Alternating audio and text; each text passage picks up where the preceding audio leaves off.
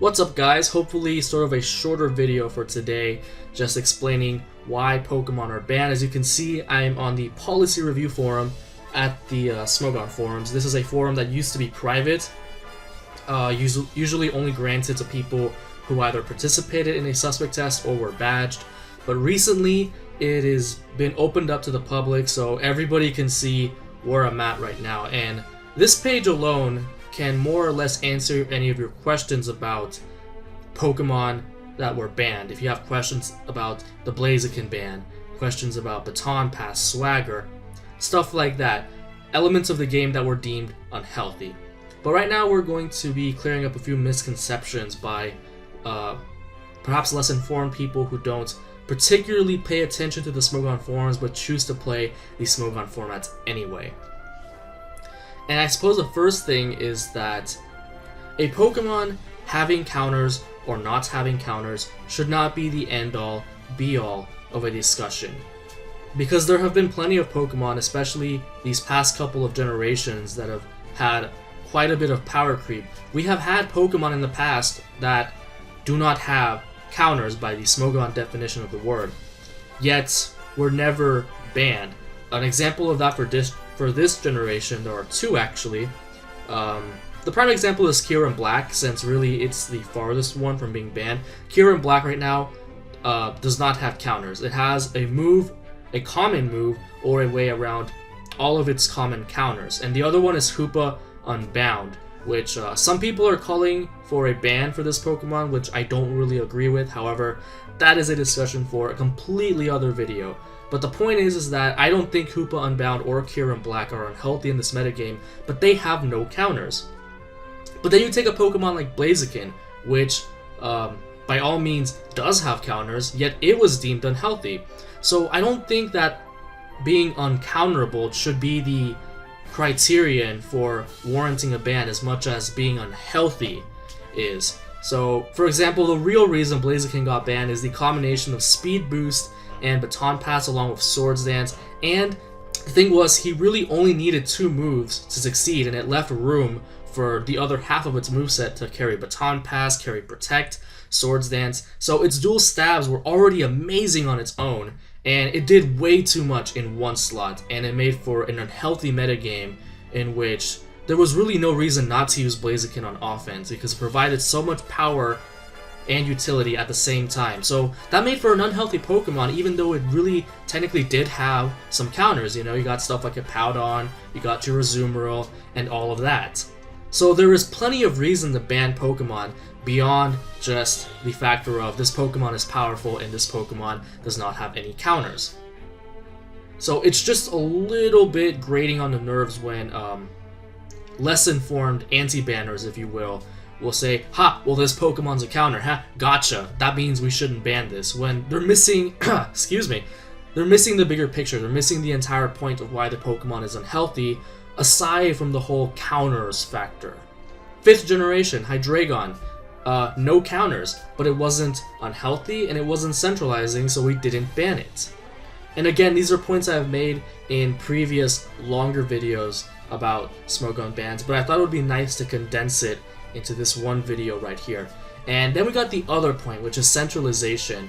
And centralization is when a Pokemon becomes so incredibly used that it's like at the top of usage, and its counters and checks are also at the top usage, and it leads to staleness in the metagame where people are just using the same Pokemon over and over again because the opportunity cost for not doing so is too high. So that is centralization. We're going to put that out there right now.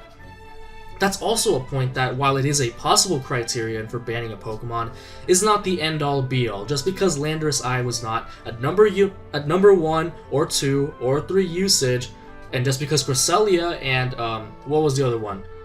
I believe it was Porygon. No, Cresselia and Megalodiash. Just because they were not up there in usage because of Landorus Eye. So really, Landorus Eye, by the strict definition of the word, was not centralizing, but it was still an unhealthy presence and force because of its lack of counters. There's also that side. Just because a Pokemon is not necessarily a centralizing force does not mean it is unhealthy. Does not mean it is not unhealthy, excuse me. So there really never is an absolute criterion for banning Pokemon. So even though Smogon tries to sort of structure and lay out the common reasons why Pokemon are banned, those are not the absolute criteria. It's more of a case-by-case basis than you think. In fact, some of the stronger arguments by the pro-ban side is not necessarily a argument based on damage calcs or sheer power of a suspect, but rather the support it gives to the team and the opportunity cost in not using that Pokemon. And also a Pokemon that did way too much in one slot in order to be a healthy presence. I'll give you another example. Deoxys S. This thing was a hazard setter, it was a revenge killer, and it was a wall breaker to an extent because of its vast move pool, all in one Pokemon. How is that healthy? How does that bring balance to the metagame when this one Pokemon can do so many things that it's almost a sin not to use it? The one I mentioned before, Blaziken. By all means, it had its counters. Deoxys S also had its counters, but the point was that it did so much in one slot that it's very hard to keep these kinds of Pokemon from doing their job, or jobs in this case. If Blaziken isn't sweeping, it's helping another Pokemon sweep, and if Deoxys S isn't laying down the hurt on the opponent, it's got 3 layers of spikes on you. So what are you supposed to do in that scenario? And it's really a situation where I feel like a lot of the anti-banners, they sort of say, oh well, this Pokemon isn't 6-0ing me every battle, so that means it shouldn't be banned. Yeah, but it's laying those spikes on you, it's baton passing boosts, it's breaking a wall for another Pokemon. So really, one of the strongest ban arguments for each suspect test is a Pokemon that is very difficult to keep from doing its job. That's another reason why Deoxys D was banned. Like, are you really gonna make an argument for Deoxys D, Deoxys Defense being banned on a basis of power? No, it was because no matter what you did, it was almost impossible, I would say. This is probably one of the only situations in which I will use Absolute. It was impossible to keep Deoxys D from laying up its hazards. Unless you use something really weird like a Magic Bounce Espeon or Xatu, both of which would just open up even more problems for your team since they're not viable in the overused tier. So other Pokemon that have been banned based on centralization and based on power and lack of counters, definitely, there have been several, but are those 2 criterion the end-all be-all for the pro-ban argument? Of course not. There are so many other things that a Pokemon is capable of to support the team that can make it an unhealthy presence other than those 2 criteria. And so yeah, like I said, this was going to be a short video just explaining that small misconception, and I hope you got something out of this video, and go ahead and like and sub. I'll see y'all next time. By the way, Relicify, so this is your switch-in, huh? Mega Lucario doesn't need Stonage, dude. I guess you could use like the bulky Quiver Dance thing, and that technically is, by our definition, a counter, but that just goes back to the arguments I made earlier in this video. But still, this is just a hilarious calculation, I feel like.